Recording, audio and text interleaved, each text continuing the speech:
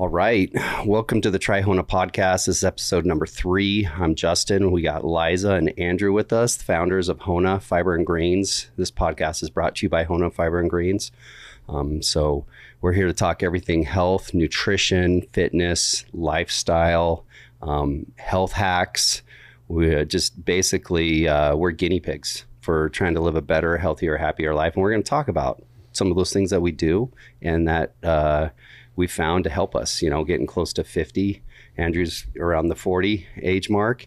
And so me and Eliza have been on this earth for almost a half century and have 4 kids and a family. And we just find, life is busy. There's a lot to do. And we're going to talk about a lot of those things that we find works for us.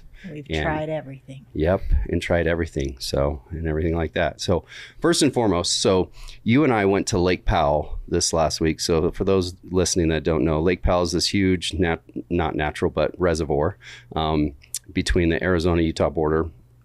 Awesome place. You've probably seen YouTube videos. Go look it up.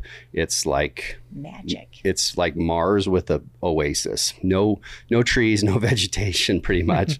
But it's just sandstone and water, and it's huge and it's deep. Hundreds of feet deep in spots. And you can just go out on a houseboat.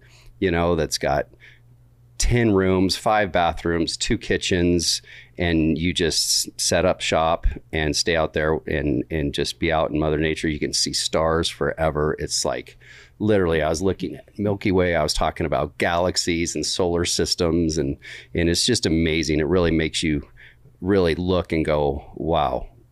It's pretty amazing that we live on this rock, three rocks away from a burning ball of gas, and we're here on this earth, and we're able to survive in just perfect distance where it's not too cold, it's not too hot. We can survive and everything, and just look at the heavens basically, and how amazing like what we are and what we have. So anyways, we went out there, and of course you have to buy a bunch of food ahead of time. We had 5 couples with us, everybody's making their own food, like has a night to cook. We're trying to eat healthy, me and Eliza, get some sort of workouts in so we don't feel like crap. We had everyone taking Hona in the morning. Everybody got on Hona, by the way. The whole boat? The whole boat. And everybody was like, this is the best. I'm cleaned out. I feel good. They're like, I haven't taken a number 2 like this in forever. Like everybody was like, this is great stuff, right? And so, everybody's very interested and got on Hona and new subscribers. But we brought some drinks with us, and, we don't smoke. We don't do alcohol. We don't do drugs. I guess if we had a vice, is we have a diet drink once in a while, like a diet soda. I'm trying to get off that too. Liza's pretty much kicked it. I'm trying to have more water. And everybody's been talking to us about these new Diet Dr. Pepper Zero creamy coconut flavored Diet Dr. Peppers. Yeah, they're amazing. Right. They're like, they're delicious. Like, they're so good. Like it's the best. And I started drinking them, and I noticed my stomach was killing me. Like after the day, like that night, I was like, I had 2 of them, and I'm like, man, it's like I kind of got punched in the stomach, like not the impact, but the after effect of being punched in the stomach. Mm-hmm. Like it just hurt. And Diet Coke didn't have that effect. Yeah, and I've never really had that effect with like a Diet Coke when I'd have a Diet Coke. And so then I took some Hona immediately. Like within 5 minutes, my stomach felt great. I just took, because I already taken some in the morning, I took a little half scoop of Hona, going, okay, let me get some more fiber in there, see if that'll help. And I felt better. I was able to fall asleep, all that stuff. Next day, woke up, had my water, had my Hona, and then around lunch had another one, and my stomach immediately started hurting again. And I'm like, oh my gosh, this has got to be something in this Diet Dr. Pepper Zero creamy coconut. So I just stopped cold turkey, waited 2 or 3 days. No stomach issues, nothing. Finally, again, I was like, well, let me see if there wasn't something I was eating. I drank another one, and literally in like 5-10 minutes, my stomach was hurting again. And then I asked Eliza, I was like, let's look on the back of this. Let's see what the ingredients. It was like a third more ingredients, like chemicals basically, in a can of Diet Dr. Pepper Zero, right? And I get it. We're human. I'm not perfect. There's an In-N-Out burger, there's a Chick-fil-A, there's a pizza on every corner, of the city. And, it's hard to live in this life and not just be, okay, I'm going to go grow my own food. I'm going to go up in the mountains and harvest my own meat. I don't have the time to do that, but I also, I'm also human. I'm not perfect. I like to have something. Well, it doesn't help that it's so good. Yeah. I love an In-N-Out burger. Right? Yeah. And it tastes good. And so it was like, but it was just interesting to me. And so we went through the different ingredients on Diet Coke and Diet Dr. Pepper, trying to figure out what was it that was in there that was causing me the issues. And we came down to it, like in Diet Dr. Pepper, they have an additional like artificial sweetener or something. It's a little different than Diet Coke. Yeah. And I've noticed, like, when I've had too many Diet Cokes, I kind of have the same effect too. And I think it comes down to artificial sweeteners and how bad they are on your gut, and how I've heard and read some studies where it talks about how artificial sweeteners literally kill your gut bacteria. Yeah, I've read a bit on that myself. I agree. It's definitely damaging to the gut lining for sure. Yeah. And so basically, I think also part of being on the journey with adding fiber into my diet and with Hona and having more fiber in my diet, I'm starting to become more sensitive to what my body really needs. Like I'm starting to learn, like, hey, these are some of the things that my body's telling me, don't do this. This is bad for you. This isn't good for you. If you go back hundreds of years, multiple ancestors back, our ancestors drank water, maybe milk, if they had a cow or something like that, or a goat, raw. Okay. And they foraged and they ate meat, and that's all they could get, because that was food. And they foraged for some maybe leafy things and fruit. And fruit was only available at certain times of the year, right? It wasn't available and of course this depends. Did you grow up, on a tropical island? You were eating fish and coconuts, and tropical fruit and stuff like that. And we all know that even the fruit we have today has all been changed and made to be able to bigger. An apple, you can buy an apple the size of my fist.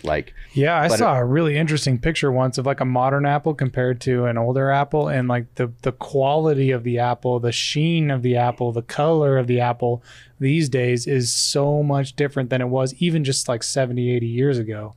Yeah. It's just incredible what has gone on in agriculture to produce fruit and anything that we eat fresh grown that way. Totally. It's all been corporatized to a point, and it's been like, okay, how can we mass produce this, make, obviously increase the dollar price that is made.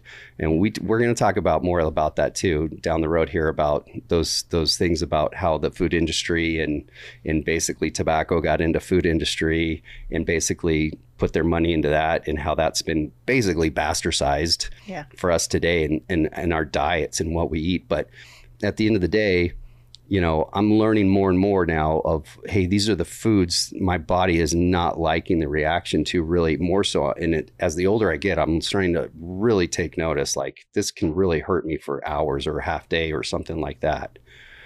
So, but once again, it comes back to fiber.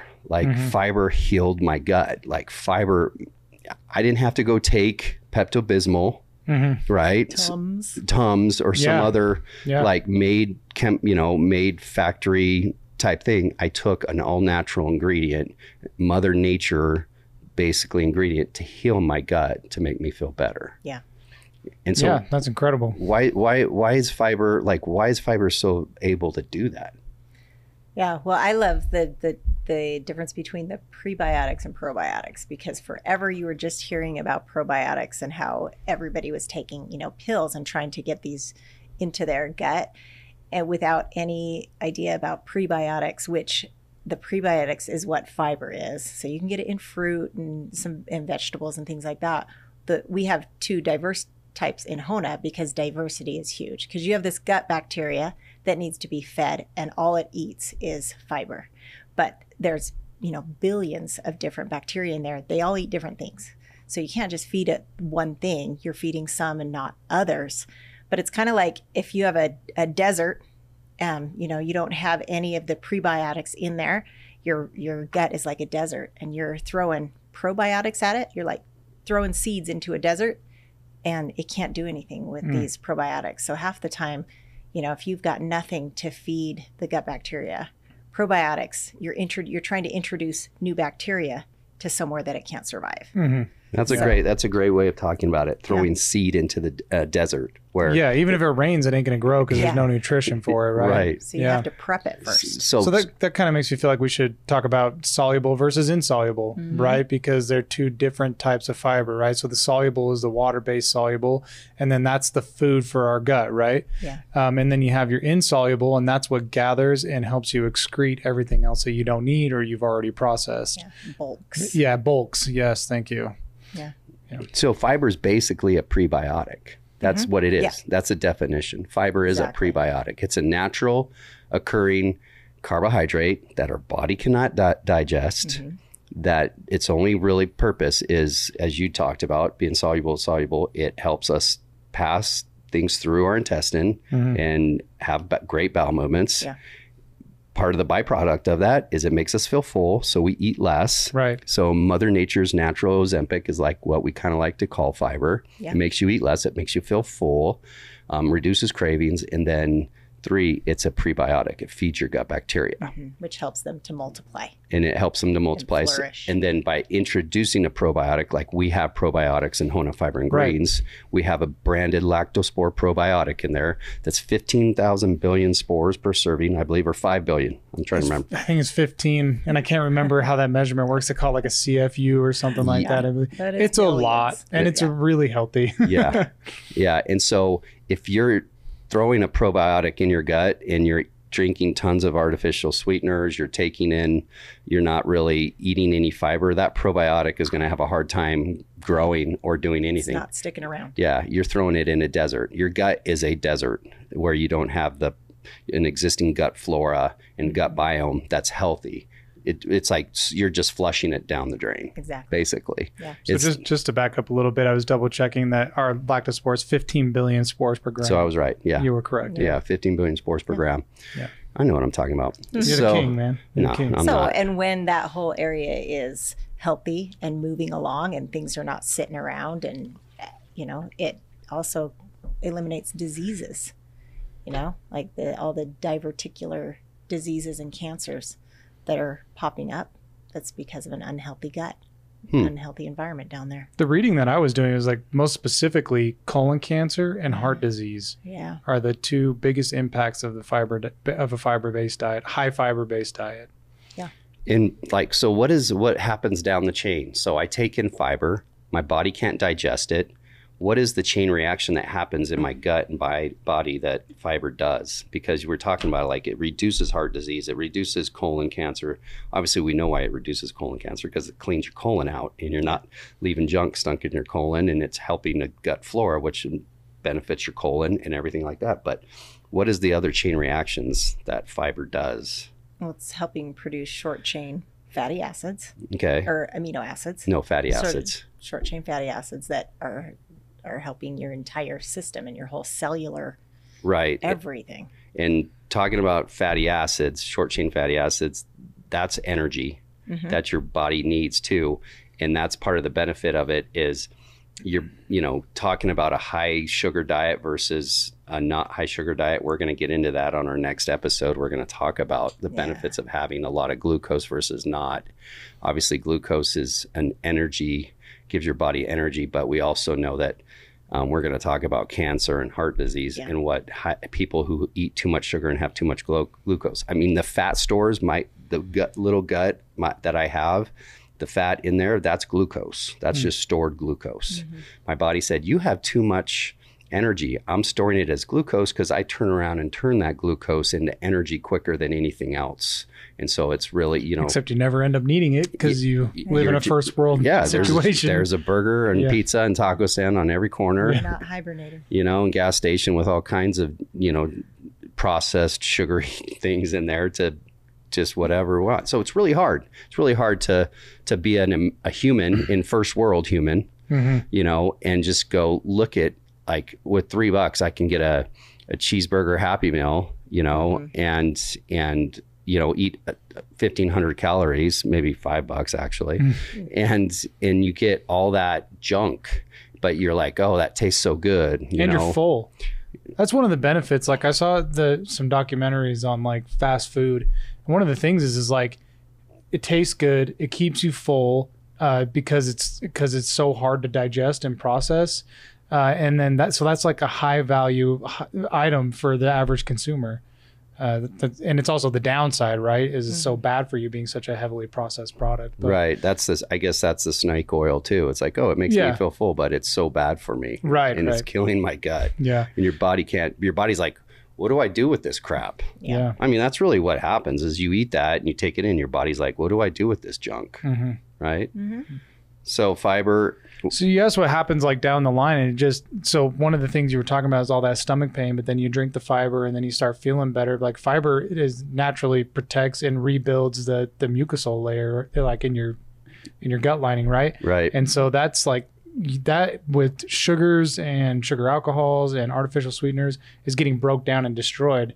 And we've talked about that before. I don't know if we talked about it here last time, but we've talked about it when we go to trade show events, that just with that damaged barrier, that's making it so that the bacteria in your stomach lining has to cannibalize you from the inside out, right? So that's got to be what's causing like your stomach discomfort. That thinning of the gut wall and stuff exactly. like that, right? Yeah. And you start talking about by not having enough fiber, you get leaky gut. People, and we all know what issues you can have with leaky gut and everything from not being able to digest your food, from things not passing from your gut into your bloodstream properly and being digested properly, and all the issues that can go with that. The hormone levels, we talk about serotonin. Yeah. What was that again, Liza? 95% is produced in your gut. Serotonin, 95 is produced in your gut. That astounds me. Yeah. That's amazing. So like, if you don't have that gut flora and those things in place, and we're not trying to scare people or anything like that. It's just like, no, people live with it every day. Like it's not like you're gonna die today because you suddenly found out that fiber was helping fix your gut lining, but it's like, how do we live a little longer, a little healthier? Yeah. And it's all connected. You've got the gut brain axis. Everybody's heard of that. And that's, that explains it right there. I mean, it's really easy to put, sorry, I didn't mean to interrupt you, but it makes sense. You put two and two together. What happens when you get hungry? You get brain fog, so you got to continually have nutrition flowing through your body to keep your mind clear. Yeah. And sharp. Yeah.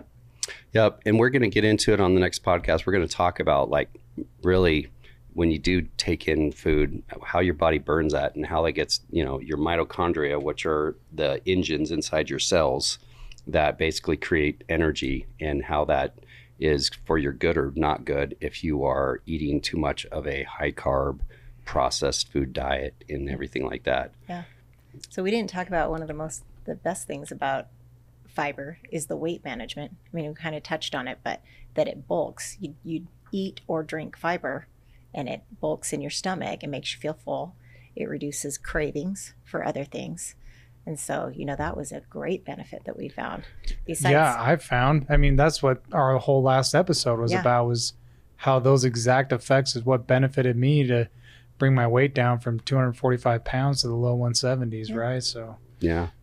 The other thing, too, that fiber does is when you eat it with carbohydrates, it actually reduces the absorption. And then like by 30%, right? It's big. So like your fiber basically wraps itself around the sugars and makes it so your body doesn't absorb it or break it down to go into your bloodstream and as you much. Don't have blood sugar spikes. Exactly. It regulates. And so it keeps what's that level. called? Glycemic index? Yeah. And as we know from our friend who bought 4 bags of Hona fiber in greens in one sitting with us, her glucose levels dropped 25 points in a half hour just from taking in Hona fiber and greens.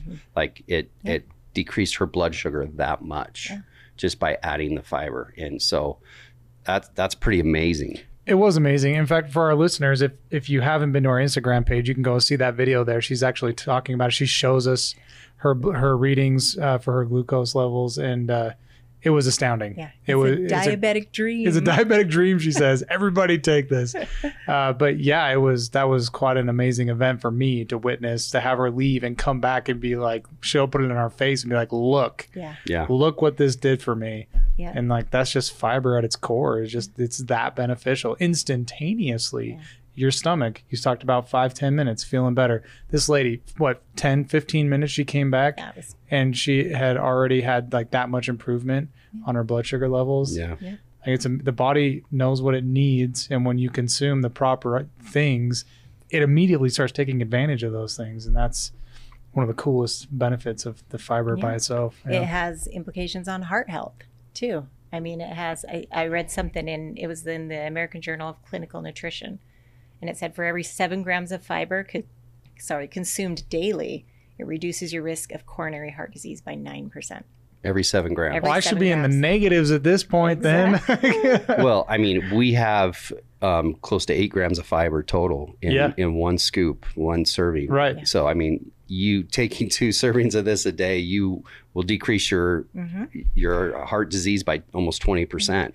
According to that. Same with cancer prevention. It lowers colorectal cancer. Every 10 grams increase in fiber is a 10% reduction. Wow. That's in the Lancet. That's 1 for 1. Yeah. Wow. That is incredible. Yeah. And you know what? It's like the problem today with our way we get food and medicine is we have it backwards. We eat whatever we want. We eat crap. We eat what's most readily available, what tastes good because it's pleasing. We all know that glucose is basically, sugar, carbohydrates is basically can be considered an addiction. Like your brain is addicted to glucose. It's addicted to that sweetness. It's addicted to having carbs and all that, just as much as a nicotine, alcohol, or drug addiction can be. Your brain and body can be addicted to it. You get that dopamine reaction, and that's what you crave. Yeah, right? Exactly. And so we, as human beings, first world problem, we crave it and want it, but we have it kind of backwards because we eat whatever the crap we want. And then we take medicine to try and offset all the crap we eat, when really we should be treating food as medicine for our bodies. Yeah. And so we kind of have it backwards. And ironically, most of the pharmaceutical companies are now the ones that own the food companies. Really? Oh, yeah. That is incredible. Yeah. So they're dictating how the food is processed and made to be more addictive. And then they're providing the pharmaceuticals to You're getting into some RFK conspiracy stuff there, Eliza. Well, we are going to have a whole podcast to talk more about this stuff. That's coming up here in a few weeks. So that's just a teaser. But yeah, we're going to get hard and heavy into that because it's not a conspiracy theory. I mean, it just is what it is. Some of the biggest mergers and acquisitions were the FDA. The FDA isn't telling. We all know the food pyramid is junk, and that was created by the FDA. So if we're listening to the government to tell us what to eat, and even medically trained doctors, their nutritional educational on nutrition is what? Only like 2 weeks. 80% in medical of school? medical schools don't have a single class on nutrition. So 80% of the medical schools that exist don't even teach nutrition to doctors. That's not what they're interested in. Fascinating. Yeah. So they're not even talking about the food medicine, like prevention, eating food as medicine for your body or to help your body heal. That's very scary. I mean, it's like, well, because nutrition, I think you grow up knowing that nutrition is the foundation of your health, right? Like, don't eat donuts for breakfast every day. Don't drink too much soda. Don't eat too much ice cream in bed. Like that, you hear that your whole life, but then at the same time, our healthcare providers are not being educated in the subject of nutrition.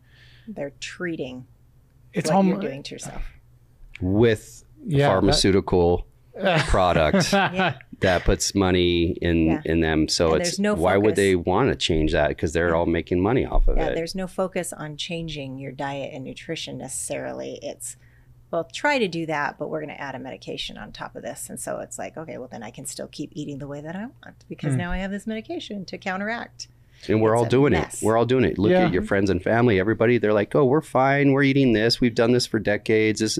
But I mean, cancer, the amount of people getting cancer, is that going down? No, it's increasing. The amount of people with heart disease, the 2 biggest ways of dying, heart disease is number 1, cancer is number 2. That's worldwide, right? Worldwide. Yeah. That's incredible. Definitely here in America. Yeah. But it's like heart disease in America for sure. Heart disease is the number 1 killer. And why is that? Well, it's because people are eating carbohydrates and processed foods and sugars like crazy. And then you try to give these pharmaceutical drugs to people to offset it. And our bodies weren't built for that. Well, if you want to go down the rabbit hole, you can even throw in mental health in that. that's a huge suicide problem is a highly ranked cause of death in the United States, right? So you think about our mental health conditions. I know this is a very complex subject that I am completely unqualified to speak about, but I do know that when you have a healthy diet and lifestyle, the odds of your mental health being in a stable place are a lot higher. Yeah. Your ability to manage anxiety and difficult and stressful situations is a lot higher when you have a healthy diet and some physical, even just a little bit of physical fitness, even just a 20-minute walk every day is a large boost in dopamine and serotonin, and you're going to have a greater ability to handle the stressors in your life. Yep. Amen. But again, I'm not qualified to speak on the subject. Hey, experience is a perfect teacher. Yeah. Well, I have a good example. I could even just use myself. Like, you guys know that I started going to the gym again recently. Like, I've kind of just stayed out of the gym for the last several years, worked out at home or in the office, etc. But I started going to, boxing classes again. And I noticed that on the days, I get up at 4 o'clock every day, but on the days I get up at 4 o'clock and go to the gym, my ability to positively manage my day and my workload, even though I lost 2.5, 3 hours in the morning that I normally go to the office and work, I do so much better. I am a lot more capable. I don't get quite as much work done, but the way I feel throughout my day with anxiety, stress management, and even just being tired is a lot better when I'm working on my physical fitness as a priority. So I still have those days where I don't go to the gym because I don't have enough time. Yeah. But on the days that I do, there has been noticeable improvement when I put that heavy dose training in there. We have that situation just with our own daughter who's at high school, and obviously her sleep is off. She doesn't eat as well as she should, all these things. And she's been feeling down and, lots of things going on. Obviously, she's a teenager and there's hormones and everything. But she went to the gym, 2 days ago for the first time in a long time. We've been trying to get her to go with us. She's embarrassed to go with her parents, but she figured out a routine and she was a different person when she came home. That's great. She went for an hour, lifted some weights, came home, immediately got on her homework. She's been having a hard time concentrating or wanting to do any homework, and immediately went and wrote 4 paragraphs for her English. She was out of the house again to go do yoga with her friends. Totally different person. That's great.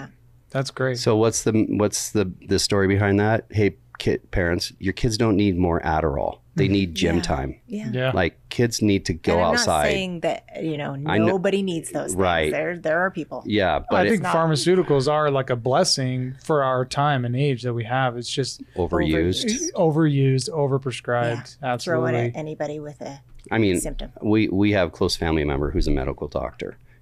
Very intelligent, very wise. We listen to him, has helped us out. Yes, antibiotics are great.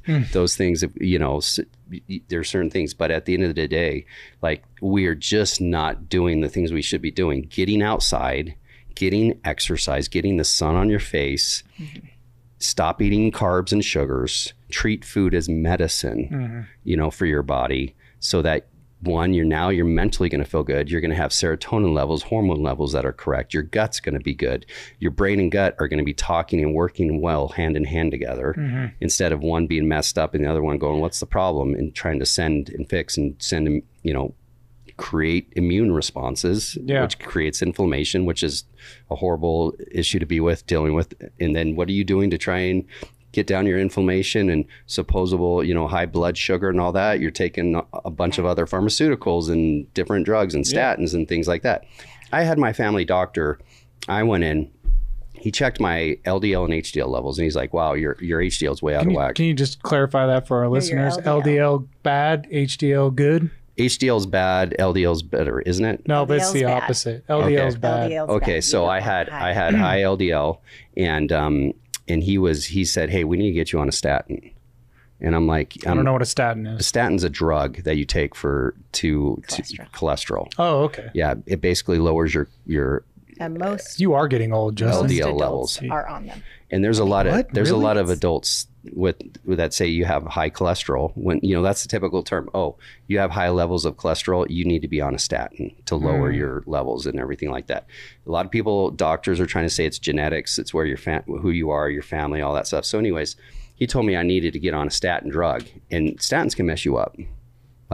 Like it causes issues, a lot of other things that you don't know of. But at the end of the day, I said, I don't know if I need this. And I went and asked other doctors and sought other, and got online and looked up, and it says, well, obviously the point of lowering bad cholesterol is so you don't have plaque building up on your arteries and everything like that. And so you don't get blockages and issues, part of heart disease. Right. And so I'm like, okay, well, I need to have the levels checked and see if I have any plaque in there. And so I went and had, what is it? Angiogram. Angiogram. I can't remember the name of it. Like I said, we are not medical professionals. We have jobs. We These have are just lives. our experiences, right? Right. These are experiences. So I went and I went down to the hospital. They put me in this nice big tube that went over me and took a shot of my whole. You had like a. Almost like a CAT scan? Basically thing, like in angiogram or whatever. I can't remember. It's something gram. Again, not doctors. Yeah. And they and the doctor, not my family doctor, the doctor that prescribed it, I mean, it was $100. It was like 100 or 200 bucks. It was so cheap. And so I did it, and he prescribed it. He goes, hey, I don't know what your family doctor was thinking trying to prescribe you a statin. You're clean as a whistle. He's like, you could put mud in your veins and it would flow. Jeez. And it would flow. And part of that has to do with, I did triathlons for like a decade, right? Yeah. So I was just going hard. But once again, there's modern medicine trying to put me on a pharmaceutical that I didn't need. Right. You know, that would probably screw me up and cause more problems down the chain. And you'd probably be on it forever. And cost me money, all those things. And so it's just. So you had high LDL, low HDL, right? But you didn't have any plaque buildup. Nothing. So did you need to address the LDL? No. Not at all. It's fine as long as you're not having any buildup? Yeah. The doctor, my other doctor that prescribed the gram to be taken, said, he goes, you're fine. He said, just keep on doing what you're doing. And basically LDL builds up in your vessels. Yeah, as plaque. Yeah. So if you had the angiogram but there is no plaque, clean as a whistle. I guess in the future it could be building up. Yeah. Just check again. But at that point. So that's just a good like reality check of our medical system and kind of how things work. Doctors, they're so busy. I don't blame them. They don't have time to just go, oh, hey, let's put this in. Let's do lab tests. Let's take 10 people and let's study. They can't take that liability. They have to rely on scientists, these other pharmaceutical companies who have their hands out, have some skin in the game to give them information that they use then to try and do better for people. I truly believe every doctor wants to heal and help people. Sure. Absolutely. That's easy to believe. That's easy to believe. They want to do that. But at the end of the day, with only 80% of them not being educated on nutrition and food, and the other 20% get a couple weeks of nutritional education, I think, at the most in the medical school. And so with that said, what is something you put in your mouth every day to give you energy, to make you feel better, to help you? It's food. And if we're not treating food as medicine and looking at it as a way to help us perform, be happy, and be healthier. So, it's just part of the exercise. Food is medicine. Get your sleep. Yeah, and if you do need to be on a pharmaceutical, imagine how much better it's going to work for you if your body's functioning properly. Amen. Right. And hopefully you don't have to be on it that long. Yeah. Or a bunch of others. In reverse. Exactly. Yeah. And we all know, you walk around a mall or you walk around enough, we have an obesity epidemic. Right. And everybody, like, I can't remember the percentage I heard from the doctor that said people are going to be on diabetic medication just because of the diets. Kids are almost being born with it now. Yeah. So anyways, I think that's basically it for today, talking about those things.